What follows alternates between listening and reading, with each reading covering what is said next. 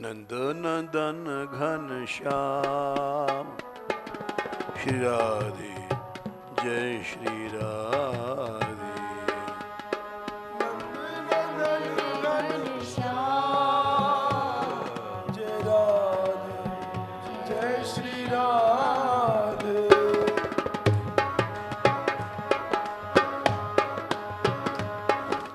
नंद नंदन घन श्याम श्री राधे जय श्री राधे।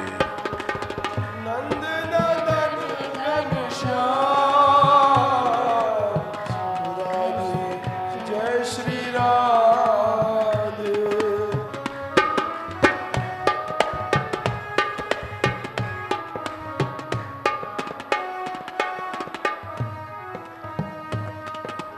मोहन मुरारी श्यामा श्याम श्री राधे जय श्री राधे।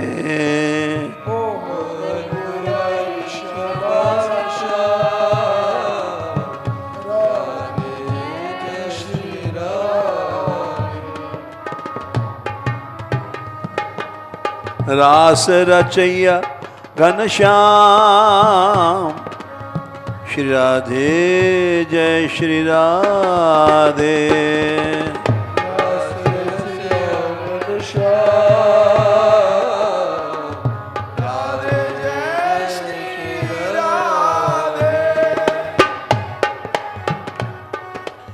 मेरे तो जीवन श्यामा श्याम श्री राधे जय श्री राधे।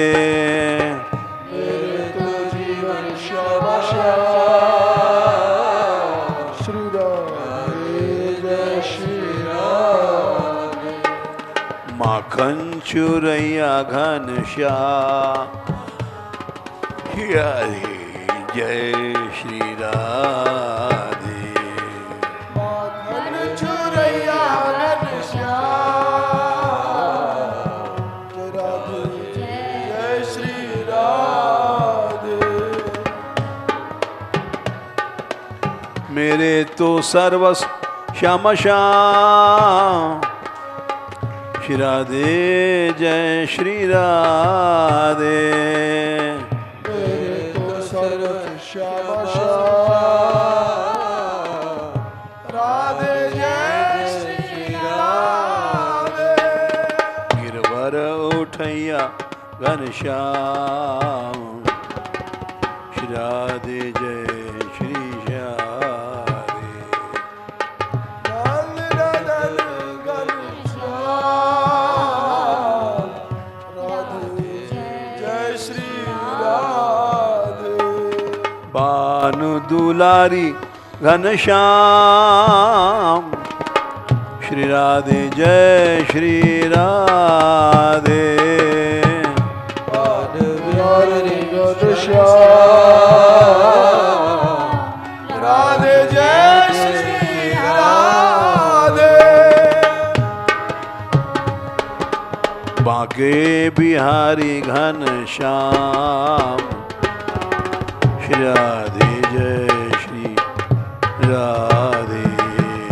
बांके बिहारी घन श्याम राधे जय श्री राधे।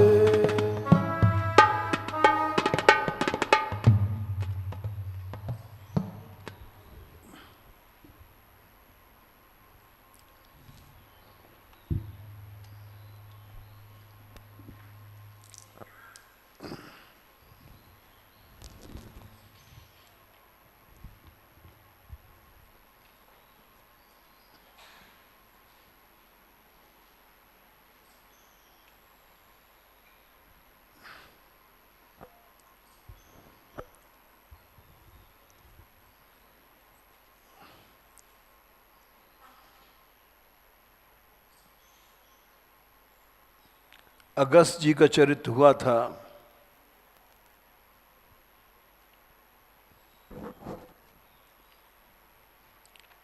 पुलस्त जी ब्रह्मा जी के मानस पुत्र हैं।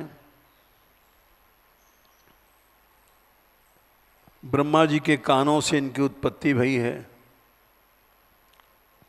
कर्दम ऋषि की कन्या हविर्भू इनकी पत्नी हैं। उनके गर्भ से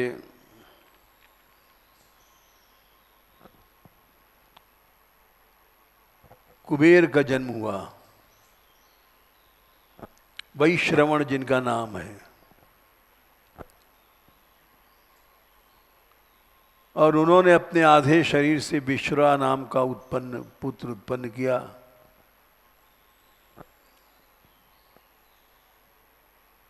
इस तरह से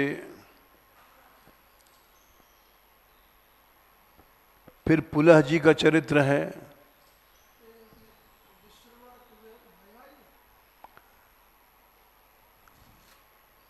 आधे शरीर से विश्वा को उत्पन्न किया।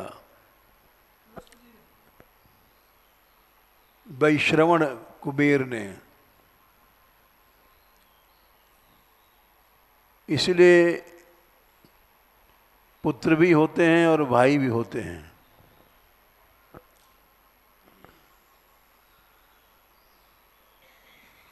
सृष्टि विचित्र ढंग से चली है। ब्रह्मा जी के मानस पुत्र पुलस जी हैं।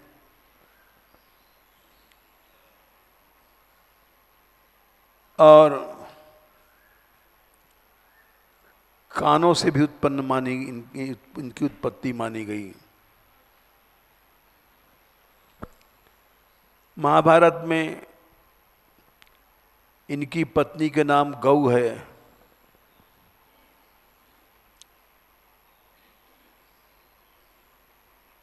और भागवत के अनुसार कर्दम ऋषि की कन्या हविर्भू इनकी पत्नी है।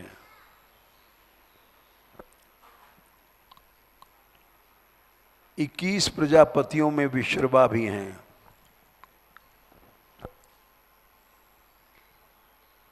महाभारत का मत अलग है, भागवत का मत अलग है।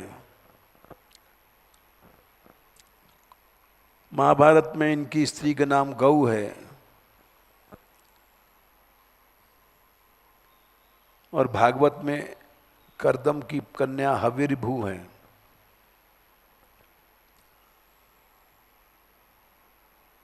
अलग अलग मत है।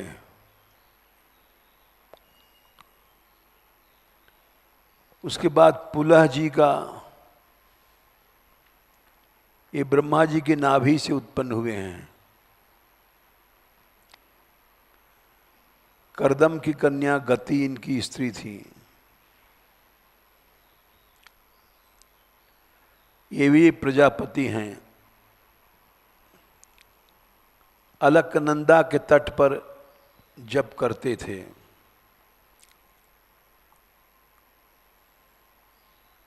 उसके बाद च्यवन जी का चरित्र है। ये भृगु के पुत्र हैं।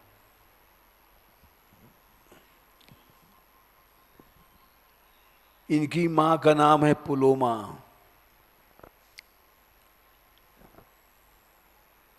गर्भ से ही बड़े तेजस्वी और क्रोधी थे। एक बार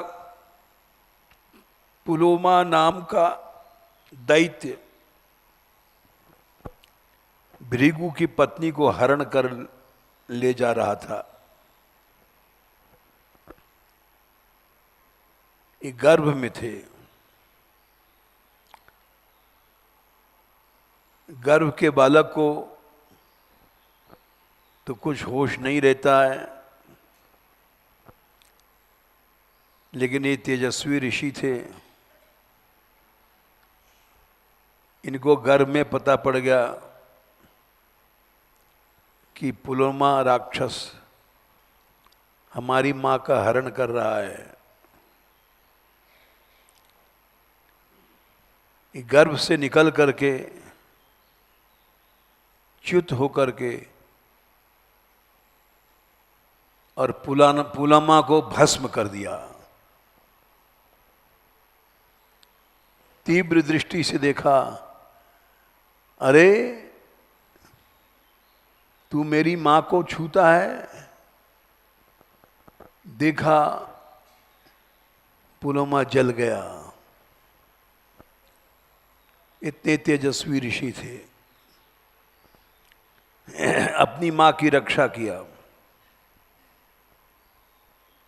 गर्भ से चू पड़े थे गुस्से में, इसलिए इनका नाम च्यवन हो गया। च्युत होने से च्यवन हुआ।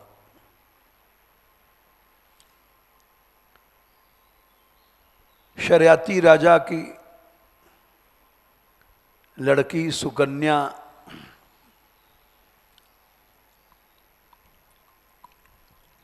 वो सुकन्या को शर्याती ने दिया था।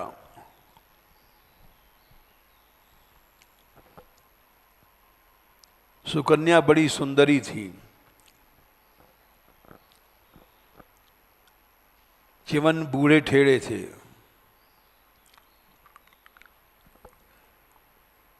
कोई भी युवती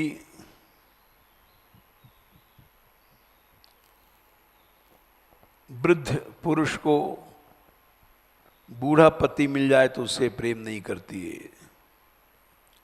सती हो जाए तो दूसरी बात है। सती को भोग की लालसा नहीं रहती।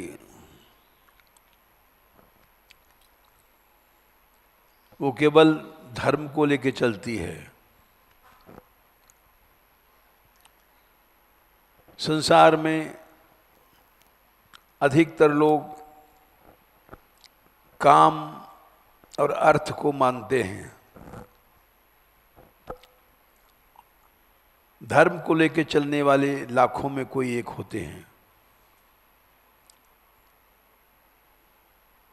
नर सहस्त्र मह सुनहु पुरारी, को एक हुए धर्म व्रतधारी।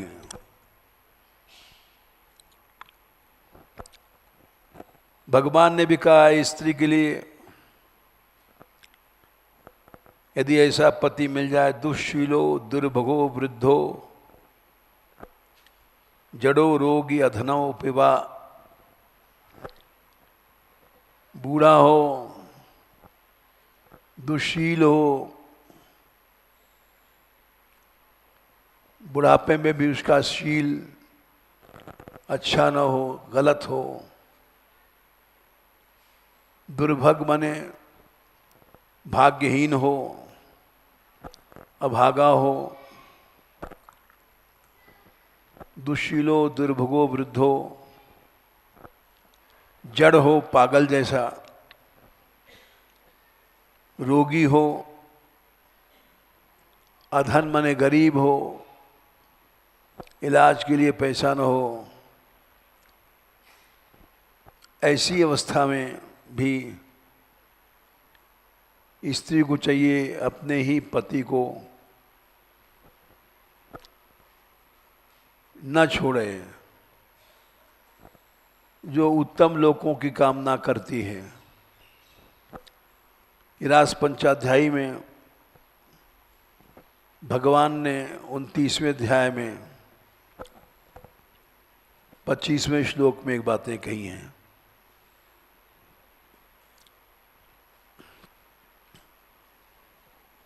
शर्याती ने अपनी लड़की दे तो दिया, च्यवन के कोप के डर से। च्यवन बड़े क्रोधी थे, गर्भ से ही क्रोध करके प्रकट भये थे।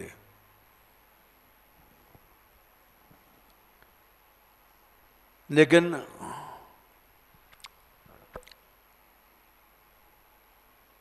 वृद्ध हैं, इसलिए शर्याती को एक कमी खटकती थी।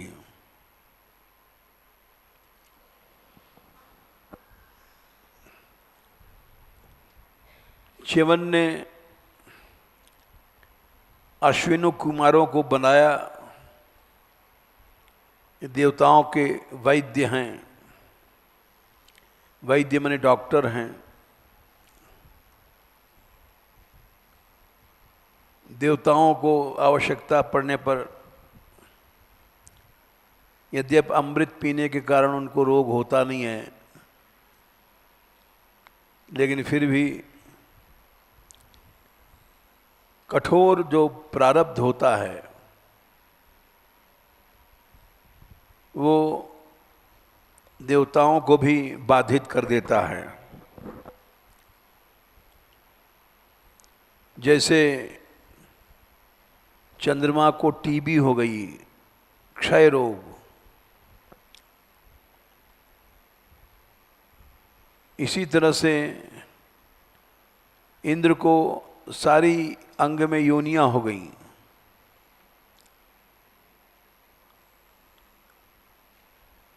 कठोर प्रारब्ध नियम तोड़ देता है, अजरता चली जाती है।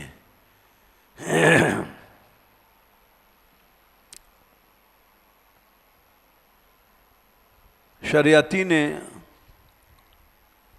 अपनी लड़की दे तो दिया, लेकिन सुकन्या ये सती थी, सेवा तो करती थी पति की, लेकिन च्यवन जी को स्वयं अच्छा नहीं लगता था। मैं वृद्ध हूं, अश्विनी कुमारों को बुलाया। अश्विनी कुमार आए, उन्होंने कहा कि तुम बहुत अच्छे वैद्य हो, हमारा बुढ़ापा दूर हो सकता है। बोले हो जाएगा, आप हमको इसके बदले में कुछ देंगे? वैद्य ये डॉक्टर फीस लेता है। उन्होंने कहा हाँ, तुम जो मांगोगे हम देंगे। बोले देवताओं की तरह हमको सोम रस में, यज्ञ में सोम रस पीने का अधिकार नहीं है। इंद्र ने प्रतिबंध लगा रखा है।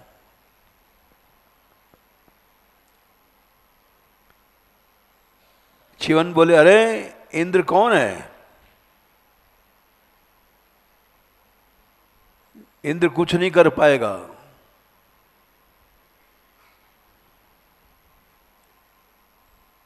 यज्ञ किया और सोमरस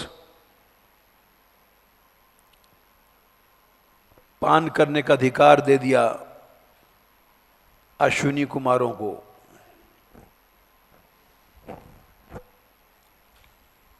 उससे उन्होंने च्यवनप्राश बनाया। ये जो बाजार में बिकता ये नहीं है, इसका नाम च्यवनप्राश रख दिया है, लेकिन वास्तविक च्यवनप्राश तो अश्विनी कुमार बनाते हैं, जिससे बूढ़ा जवान हो जाए।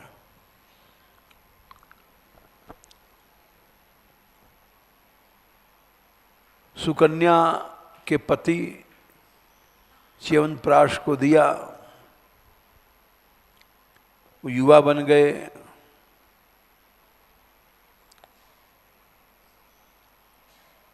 अश्विनी कुमार, उनको चिढ़ हो गई कि हमारा नियम टूट गया।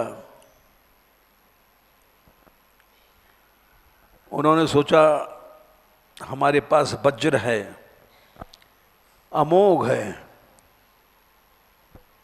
वृत्रासुर को मारने के लिए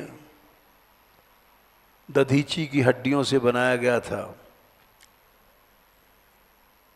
इस वज्र से हम च्यवन को मार डालेंगे।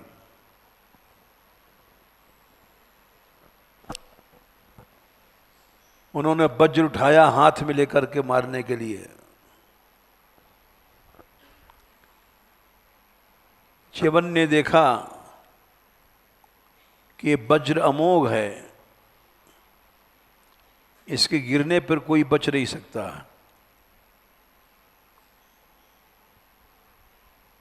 हम इसको गिरने ही नहीं देंगे। हुंकार किया, तपस्या की शक्ति से हाथ ही न गिरे, वज्र ही न छूटे। इंद्र वहीं पत्थर की तरह खड़े हो गए।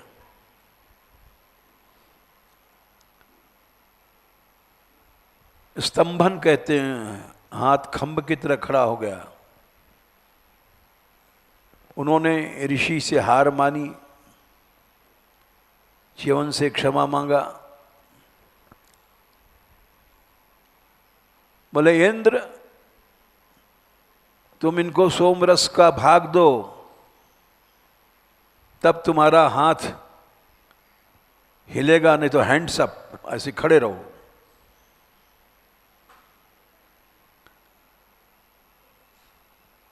यही बात गालव ऋषि के समय भी हुई थी। गालव ऋषि के पीछे कृष्ण अर्जुन में युद्ध हुआ था।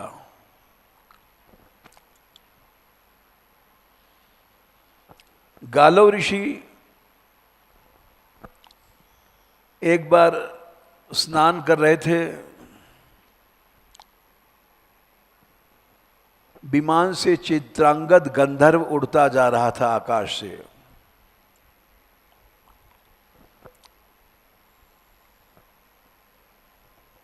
वो पान खा रहा था, पान की पीक उसने थूका। गालव ऋषि नीचे सूर्योपास्थापन, सूर्य को जल दे रहे थे। सवेरे सवेरे और उनकी अंजलि में पीक जाकर के गिरा।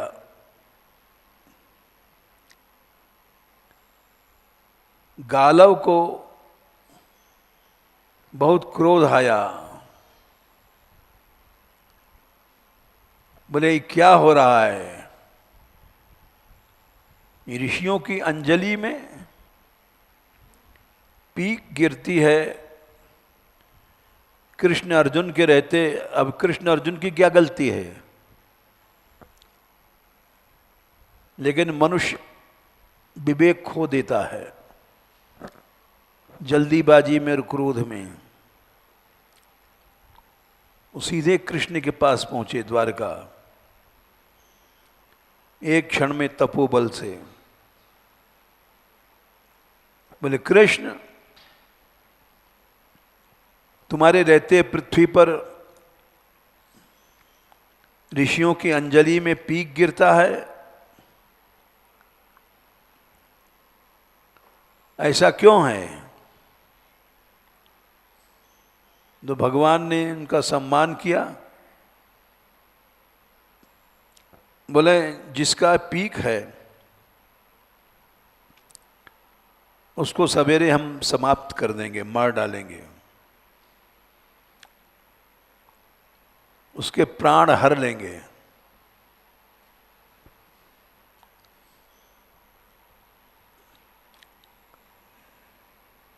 ये घोषणा हो गई। इस घोषणा को नारद जी ने सुना, एक क्षण में पहुंच गए चित्रांगद के पास।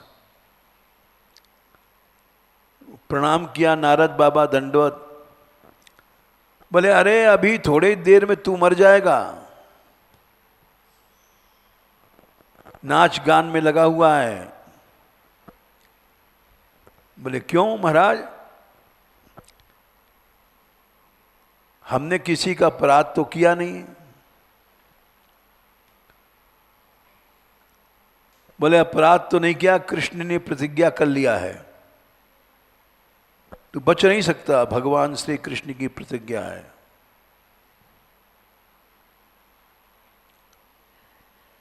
फिर नारद जी ने विस्तार से बताया, तेरी पीक गिरी थी, इसलिए उन्होंने प्रतिज्ञा किया। जब कृष्ण की प्रतिज्ञा है तो तू बच ही नहीं सकता। वो नारद जी के चरणों में गिर पड़ा, महाराज भगवान से भक्त बड़े होते हैं, भगवान का भक्त भगवान से बड़ा होता है, आप चाहें तो मैं बच सकता हूं, आप भक्त हैं, साहिब ते सेवक बड़ो, जो निज धर्म सुजान, राम बांध उतरे जलध, कूद गयो हनुमान। भगवान से भगवान का भक्त बड़ा है। भगवान राम तो समुद्र को पुल बना करके पार किए, हनुमान जी यों ही कूद गए।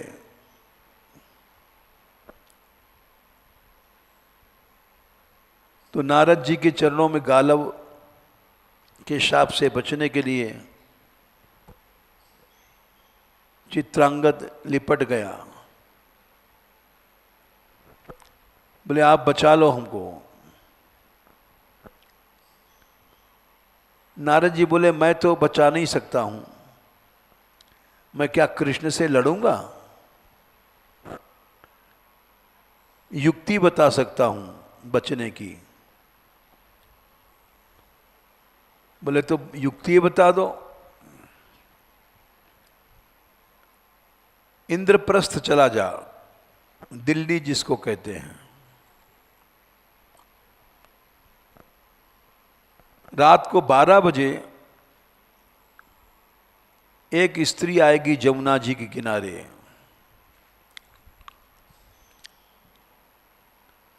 तो उसका पांव पकड़ लेना, जब तक वो अभय दान न दे दे तब तक पांव नहीं छोड़ना, वही बचा सकती है। बोले स्त्री बचा सकती है कृष्ण से? बोले हाँ,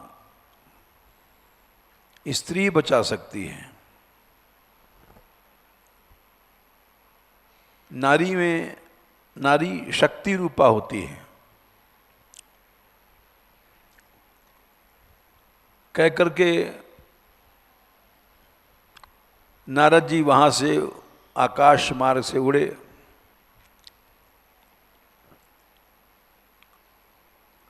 और इंद्रप्रस्थ आए। सुभद्रा के महल में गए। सुभद्रा अर्जुन की पत्नी है, भगवान कृष्ण की बहन है। भगवान ने सुभद्रा का हरण करवाया था अर्जुन से।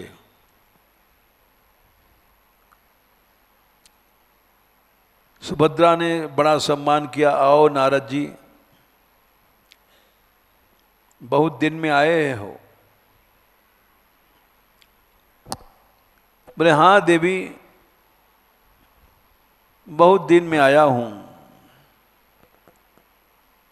तो महाराज कोई आने का कारण क्या है? इस समय ऐसा मुहूर्त है कि इस मुहूर्त में यमुना जी स्नान किया जाए और पूजा किया जाए तो अद्वितीय विजय की प्राप्ति होती है। अच्छा,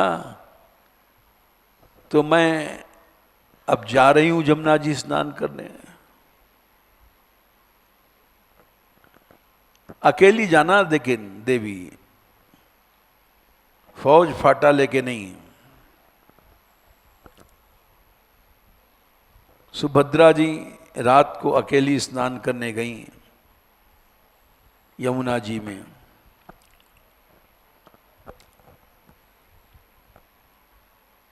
निर्मल यमुना बह रही थी। आजकल तो गटर गंगा बना रखा है यमुना जी को।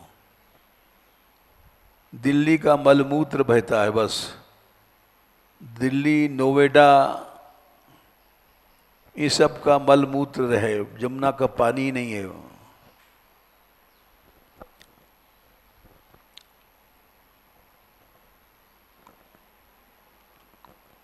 वो जैसे स्नान करके निकली,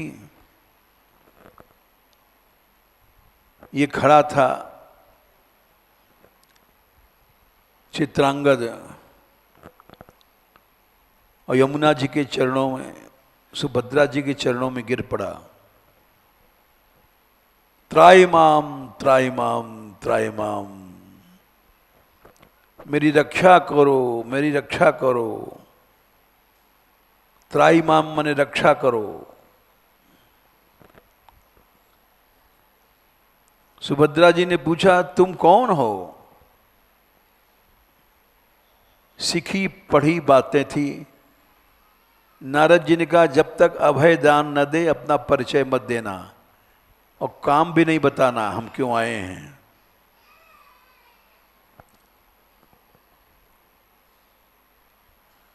तुम कौन हो? रात को मैं स्त्री हूं, मेरे चरणों का स्पर्श करते हो। चलो छोड़ो। नहीं, मैं तुम्हारी शरण में आया हूं, मेरी रक्षा करो तब छोड़ूंगा। तो किससे रक्षा करें, पूरी बात बताओ। पहले हमको वचन दे दो कि मैं रक्षा करूंगी, तब मैं चरण छोड़ूंगा। मैंने तो तेरी शरण ग्रहण किया है सुभद्रा मां। क्या बेटे को मां के चरणों के स्पर्श का अधिकार नहीं है? सुभद्रा पिघल गई। मां के पास तो बेटा कभी भी जा सकता है, और उसको दया आई क्योंकि उसने दैन्य के साथ मां बनाया।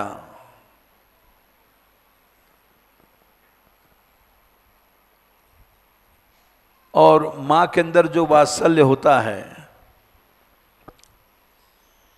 वो संसार में कहीं नहीं है।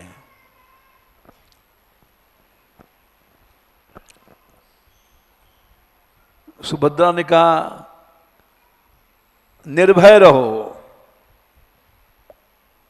काल भी तुम्हारा कुछ नहीं कर सकता है। हमने तुमको अभय दान दिया।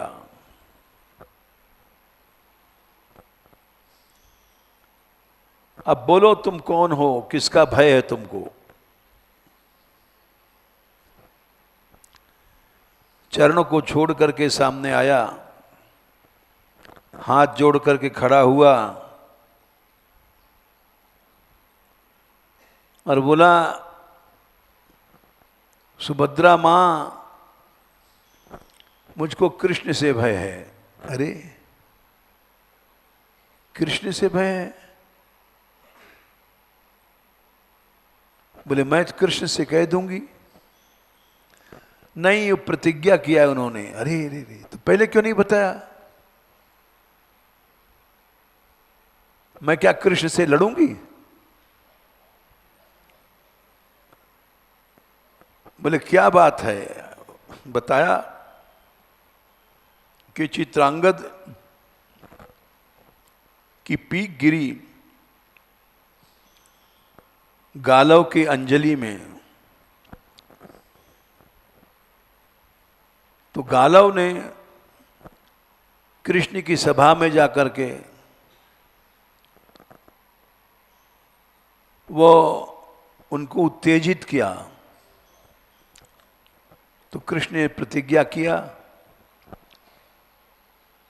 कि सवेरे ही हम जिसकी पीक है उसको मार डालेंगे, चक्र से उसका सिर अलग कर देंगे।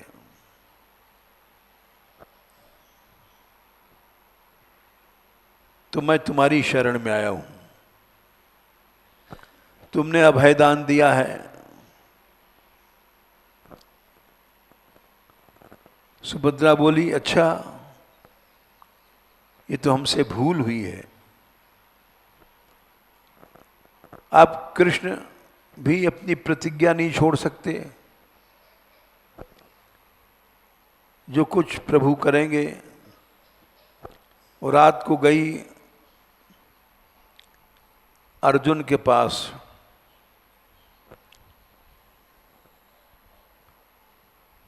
अर्जुन ने कहा, देवी तुम कुछ चिंतित लगती हो, उदास बैठ गई। बोले, हाँ मैं चिंतित हूं। अरे अर्जुन जिसके युद्ध में शंकर तृप्त हो गए, अर्जुन का शंकर का युद्ध हुआ था एक बार, किरातार्जुनीय नाटक इसीलिए बन गया। शिव किरात बन करके आए थे और अर्जुन से युद्ध हुआ था।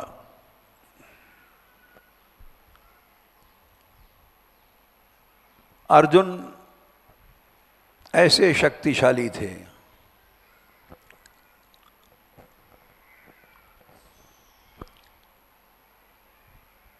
तो तुम चिंतित क्यों हो? काल से भी तुमको भय नहीं होना चाहिए। काल होगा वो भी। सुभद्रा ने कहा कि हमने किसी को अभय दान दिया है,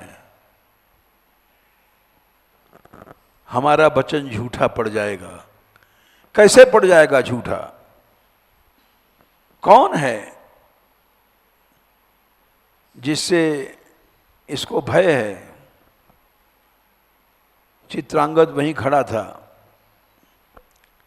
चित्रांगद से पूछ लो। अर्जुन ने कहा, चित्रांगद तुझको भय नहीं करना चाहिए, बता तुझको किससे भय है? बोले, पहले अभय दान दे दो तुम, तब बताऊंगा। बोले, अभय अभय, तब बताया कि मेरे को मारने की कृष्ण ने प्रतिज्ञा किया है। अरे तो क्या मैं कृष्ण से लड़ूंगा? अब जो भी समझो, आपने अभयदान दिया है, बताया कि कृष्ण ने प्रतिज्ञा किया मुझे मारने का। सवेरा हुआ, उधर से कृष्ण आए रथ पर चढ़ करके, चित्रांगद को मारने।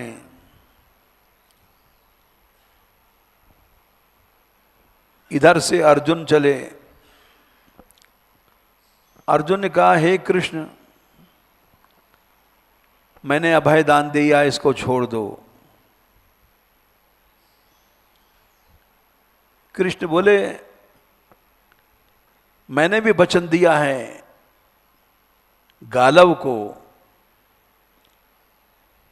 तो गालव ऋषि से मैंने प्रतिज्ञा किया है, तो मैं कैसे छोड़ सकता हूं?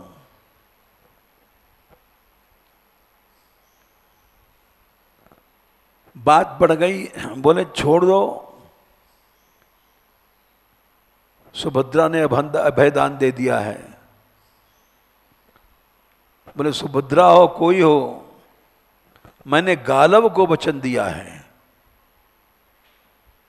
मैं नहीं छोड़ूंगा। तो नहीं छोड़ोगे तो अर्जुन खड़ा है तुम्हारे सामने, बिना अर्जुन को मारे तुम चित्रांगद को नहीं मार सकोगे। चित्रांगद को मारने के पहले तुमको अर्जुन का वध करना पड़ेगा।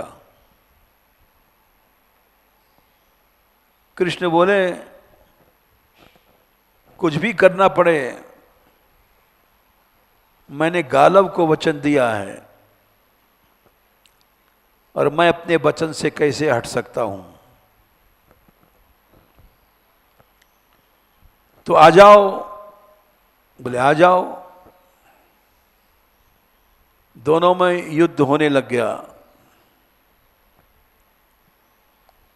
बड़े बड़े दिव्य अस्त्र छूटने लग गए।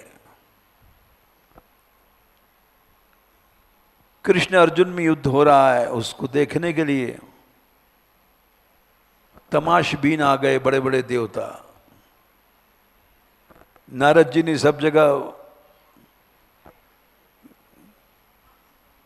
खबर फैला दिया, चलो चलो ये भी लड़ाई देख लो, कौन कितनी देर रुकता है। कृष्ण और अर्जुन मैदान में हैं। जो भी सुने, अरे ये दोनों तो सखा हैं,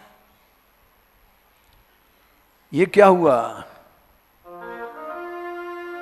प्रेम विबस पारथ रथ हाँ क्यों, भूल गए ठकुराई,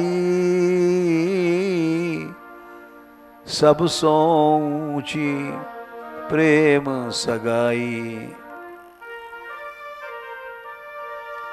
ये क्या हुआ। जिस अर्जुन के दास बन करके भगवान कृष्ण महाभारत में सारथी बने, आज कृष्ण अर्जुन में युद्ध हो रहा है, ये क्या हुआ। किसी को विश्वास न हो। जो भी सुने आकाश भर गया ब्रह्मर्षियों से, देवताओं से। ये ऐसा कैसे हुआ। क्योंकि सबको पता नहीं था कि गालव को वचन दिया गया है। वहीं गालव भी खड़े कि कृष्ण अपने वचन से न हट जाएं। चित्रांगद तुझे मरना पड़ेगा। चित्रांगद बेचारा बलिदान का बकरा बन के खड़ा है, लेकिन सुभद्रा बोली नहीं, ये नहीं मरेगा। गालव मैंने इसको अभयदान दिया है। ऋषि लोग समझावें, शंकर जी आए, ब्रह्मा जी आए, आज ये क्या हो रहा है। कृष्ण अर्जुन लड़ रहे हैं। भगवान शंकर गए, अर्जुन ये तुम क्या कर रहे हो। भगवान से लड़ रहे हो, हार मान लो। भगवान से हार मानने में कोई बात नहीं, तुम्हारे इष्ट हैं। अर्जुन बोले नहीं शंकर जी, ये प्रश्न केवल अर्जुन और कृष्ण का नहीं है, सुभद्रा जी का भी है। और केवल सुभद्रा का ही नहीं है, उनका वात्सल्य है। भगवान की बहन है, उनका वात्सल्य है। वात्सल्य के कारण उन्होंने अभयदान दिया है। तो मैं सुभद्रा जी की प्रतिष्ठा को कैसे गिरा सकता हूं। मैं कृष्ण से लड़ूंगा। कृष्ण को स्वयं चाहिए हट जाएं। उनको समझाओ जाकर के आप। शंकर जी वहां गए भगवान कृष्ण के पास। अरे जनार्दन, ये तो आपका भक्त है। भक्त से आपने भीष्म से हार माना था महाभारत में। भक्त के पीछे आपने अपनी प्रतिज्ञा छोड़ी थी। भगवान तो सदा भक्त से हारता है, इसलिए आप हार मान लो। नहीं शंभो, मैं हार कैसे मान सकता हूं? लोग क्या कहेंगे कि अपनी बहन का पक्ष किया इन्होंने और ऋषि का सम्मान नहीं किया। मैं ऋषि महर्षि ब्रह्मर्षियों के लिए अवतार लेता हूं, मैं नहीं हटूंगा। बहुत बड़ा युद्ध होने लग गया, जाने कितने दिव्य अस्त्र छूटे और सृष्टि विनाश की ओर चलने लग गई। क्योंकि जब आखिर में सब अस्त्र समाप्त हो जाते हैं तो नारायण अस्त्र या वैष्णवास्त्र या पाशुपत अस्त्र छोड़ा जाता है, जो प्रलय कर देता है। पाशुपत अस्त्र शंकर के पास है, या शंकर से सीखा था अर्जुन ने, अर्जुन के पास भी है। उसका उत्तर नारायण अस्त्र है, ब्रह्मास्त्र है। जब इन अस्त्रों को चढ़ाने का मौका आने लग गया तो सारी सृष्टि जल जाएगी। तब उस समय सब लोग मिलकर के ब्रह्मा शंकर फिर से गए अर्जुन और कृष्ण के पास कि आप लोग सृष्टि को नष्ट करना चाहते हो।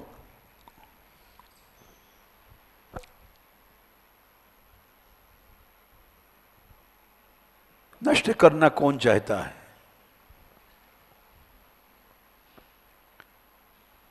ऋषियों ने कहा ये हत्या की जड़ गालव है, ये अड़ा हुआ है।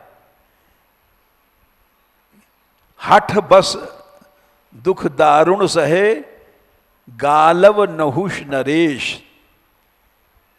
रामायण में आया है।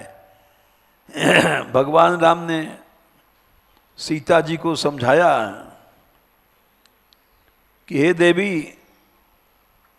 हठ मत करो। क्यों? हठ के कारण जब राम ने सीता को उपदेश दिया है तो वहां समझाया है कि हठ नहीं करना चाहिए। और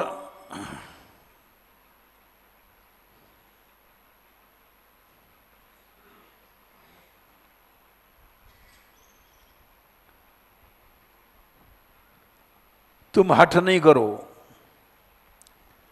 तो गालव का उदाहरण दिया गया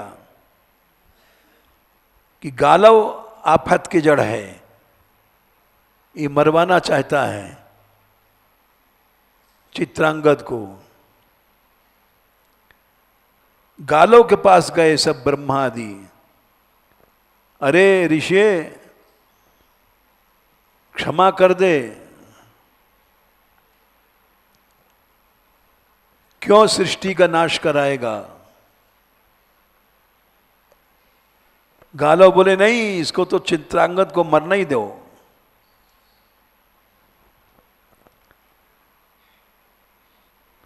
फिर लोग चित्रांगद के पास गए कि तू क्षमा मांग, सृष्टि नष्ट हो जाएगी।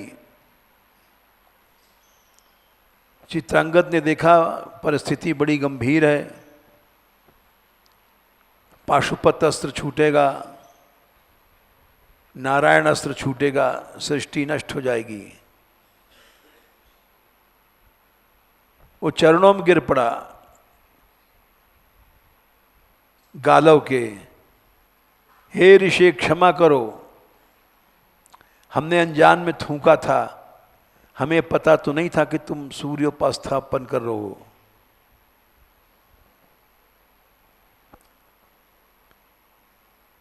गालव बोले नहीं, तुझको क्षमा नहीं किया जा सकता। तुझको तो मरना ही पड़ेगा। यदि कृष्ण नहीं मारेंगे तो मैं शाप से तुझको मार दूंगा। अरे बोले बड़ा हठी है, ऋषि है, तपस्या का मद हो गया इसको।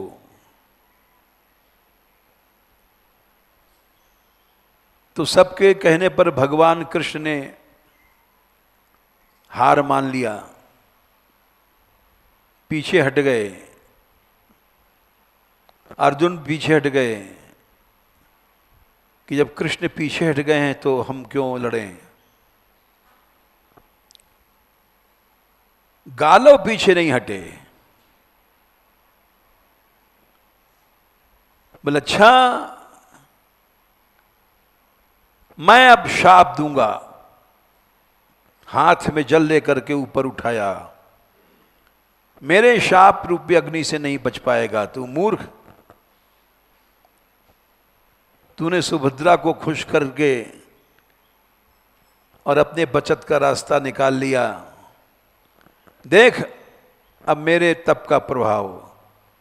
यूं हाथ ऊपर किया, जल लेकर के सुभद्रा सामने आ गई। गालाओ तुम तप के मद में भूल रहे हो। जब श्री कृष्ण ने क्षमा कर दिया और वो तुमसे क्षमा मांग रहा है, तुम्हारे चरणों में गिर रहा है, फिर भी तुम्हें इतना कोप है, तो यदि मैं सती होऊंगी तो गालव का हाथ नीचे नहीं आवे। ये हैंड्स अप हाथ नीचे नहीं आएगा तो पानी नहीं गिरेगा। तो गालव आज तक ऐसे हैंड्स अप में खड़े हैं। हठ का परिणाम ये होता है। भगवान राम ने कहा था, हठ वश दुख दारुण सहे, गालव नहुष नरेश। ये भगवान राम ने समझाया है 61 अयोध्या कांड।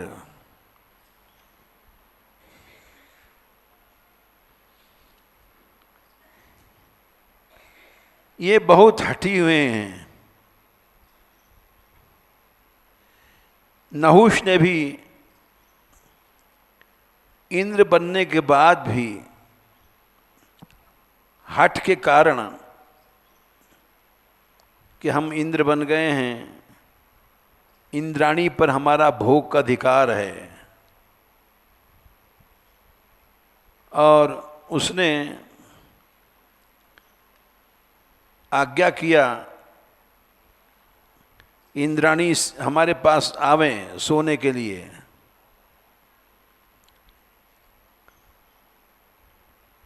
उसके पीछे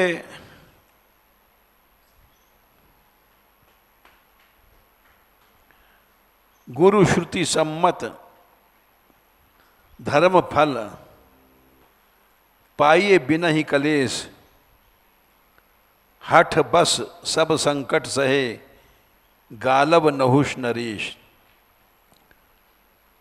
गुरुजनों की बात, वेद सम्मत बात, धर्म का फल बिना क्लेश मिल जाता है गुरुजनों की कृपा से। हे सीते, तुमको कष्ट नहीं होगा। माता कौशल्या रोक रही है, पिताजी रोक रहे हैं, दशरथ जी ने रोका था तुमको। तो गुरुजनों की आज्ञा पालन करना, इसे तुमको धर्म का फल अपने आप मिल जाएगा। पाइए बिना ही कलेश, बड़ा दिव्य सिद्धांत है। अर्थात नहीं मानोगी तो तुमको क्लेश उठाना पड़ेगा। गुरुजनों की आज्ञा सबसे बड़ी चीज है। गुरु श्रुति सम्मति धर्म फल, पाइए बिन ही कलेश। हठ करोगी, हठ बस सब संकट सहे, गालव नहुष नरेश। और आगे फिर कहा है, जो हठ करहु प्रेम बस बामा। तुम हमारे प्रेम के कारण हठ करोगी तो तुम दुख पाओ परिणामा, तो तुमको दुख मिलेगा। सीता हरण हुआ, रावण के यहां बंदी बन के रही अशोक वाटिका में, और उसके बाद भी अयोध्या वालों ने जब कलंक लगाया तो राम ने सीता का परित्याग किया। पूरब में लोग अपनी लड़कियों का नाम सीता नहीं रखते हैं। सीता जन्म भर वियोगिनी रही। सीता इसलिए नाम नहीं रखते कि सीता को कष्ट उठाना पड़ा। राम ने कहा था, जो हठ करहु प्रेम बस बामा, तो तुम दुख पाओ परिणामा।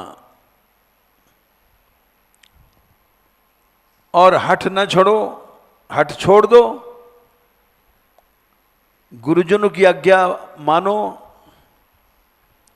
तो तुमको धर्म का फल बिना क्लेश के मिल जाएगा, और नहीं तो क्लेश होगा।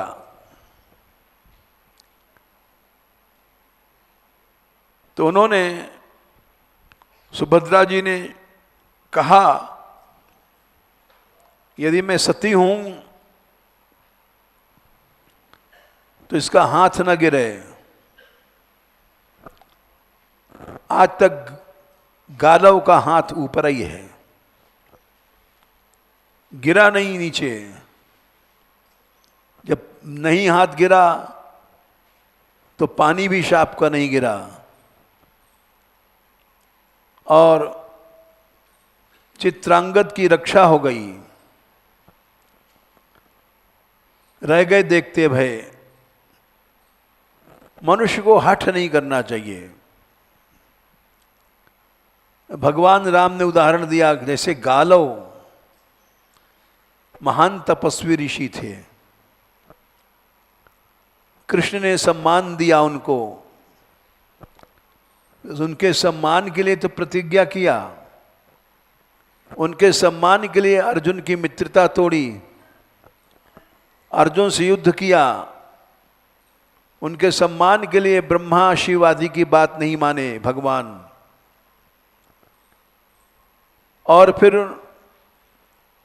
वो चरणों में गिर रहा है, क्षमा करने में गौरव बढ़ता है, लेकिन हठ के कारण मनुष्य क्षमा धर्म अधर्म सब भूल जाता है। इसलिए भक्ति पक्ष नहीं हठ शठताई। राम ने ये बात जब उपदेश दिया है अयोध्या कांड में प्रजाओं को, कि भक्ति क्या है, वो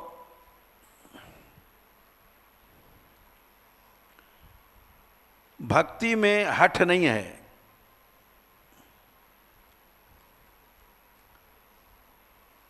अगर भक्ति में हठ करता तो भक्ति नहीं है।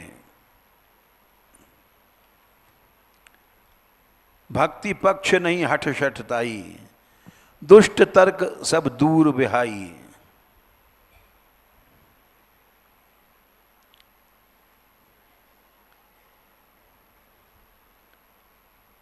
ये बात भगवान ने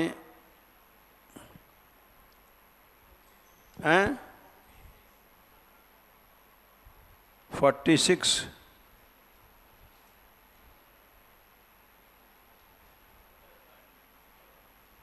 हाँ,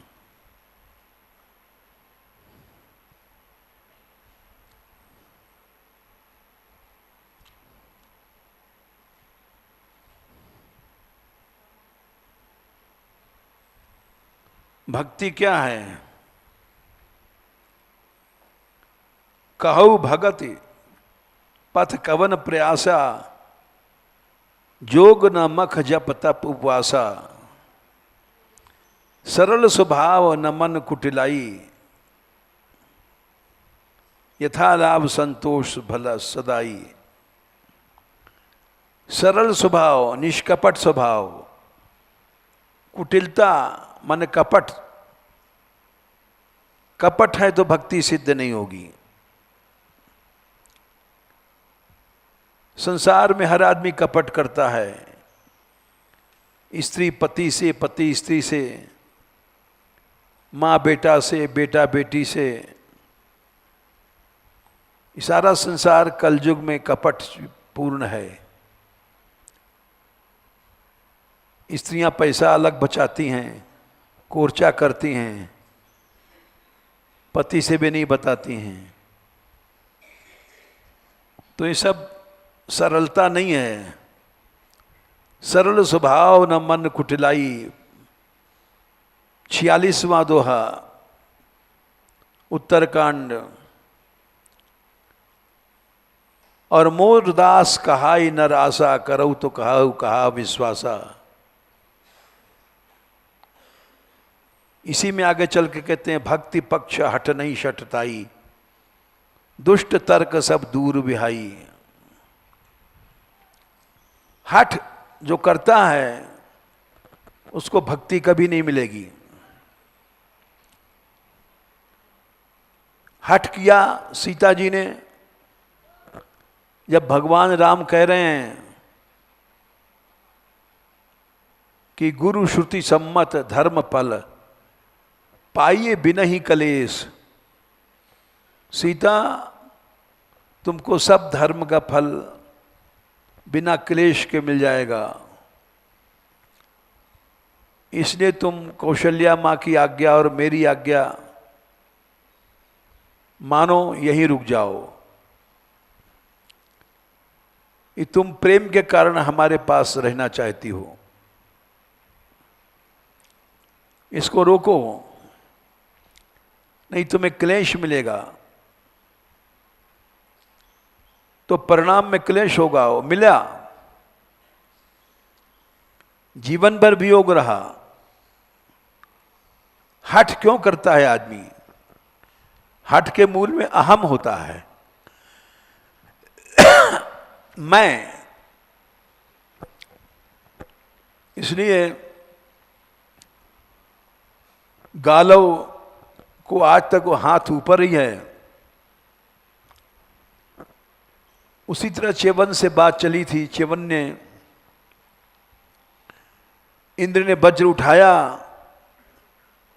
च्यवन को मारने के लिए, लेकिन च्यवन ने हुंकार किया, उनके इंद्र की भुजा रुक गई, वज्र नहीं गिरा पाए। और तप बड़ी शक्ति है, तप के कारण वो शरण में आए इंद्र। हठ वट छोड़ दिया, समझ गए कि इनकी शरण में चलो, न अभी तो भुजा ही हमारी स्तंभित हुई है, सारा शरीर स्तंभित हो जाएगा, न हिल पाएंगे न डुल पाएंगे। तो शरण में आए उनके, और अश्विनी कुमारों को उन्होंने कहा सोम यज्ञ का अधिकारी बनाओ। च्यवन ने कहा, बोले जो आज्ञा। अश्विनी कुमारों को सोम यज्ञ का अधिकार दिया गया, और च्यवन बूढ़े से जवान बन गए। ये च्यवन की कथा है।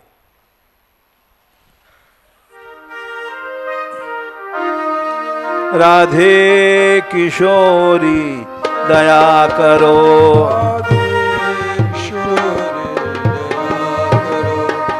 हमसे दीनन कोई जग में,